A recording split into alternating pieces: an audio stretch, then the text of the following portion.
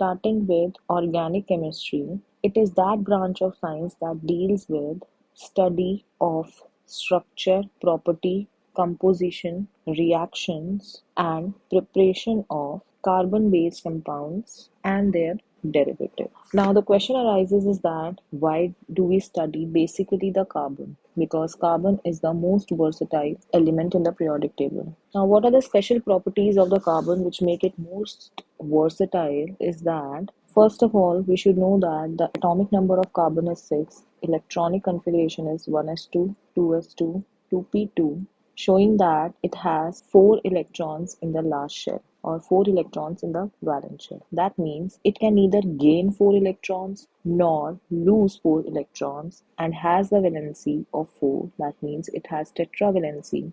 And since it does not gain or lose electrons, it forms covalent bonds by sharing it, which are quite stable and strong bonds. Not only carbon forms the covalent bonds with other carbons, but also form bonds with other elements like hydrogen, oxygen, nitrogen, phosphorus, sulfur, etc. There is another important property of the carbon which makes it versatile is that it shows the property of catenation, which is the self-linking property. That means the carbon can form stable and strong bonds with carbon in the form of chains, rings.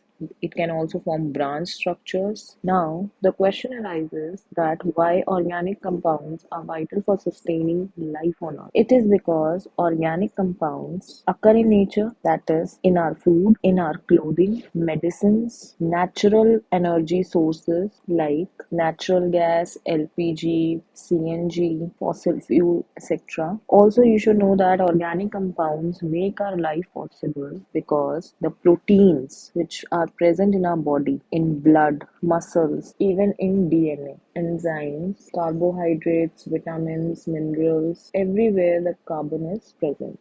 Therefore, we can say that organic chemistry plays a very vital role in our life. That means the organic compounds are present everywhere. Now, coming to the early discovery of the organic chemistry or organic compounds was that until early 19th century, it was believed that the organic compounds cannot be prepared in the labs or cannot be synthesized in the labs, but they can only be isolated or separated from plants and animals. And on this basis, there was a Swedish chemist, that is Berzelius, who said that synthesis of organic compounds in plants and animals had a mysterious force due to which it cannot be prepared in the lab but can only be prepared in the nature. And that mysterious force is nothing but the vital force. And on that basis, he gave the theory that organic chemistry or organic compounds exist on the basis of vital force theory. But later, the vital force theory was rejected by a German chemist named Wohlher, who synthesized the first organic compound, urea, from an inorganic compound, ammonium cyanide, in the lab. And urea is an organic compound which is also found in the urine of the mammals. And the synthesis of organic compound altogether changed the concept of organic chemistry. By the middle of 19th century, the vital force theory was completely discarded. So here we can say that organic chemistry is the chemistry of compounds of carbon. But is the definition complete? No.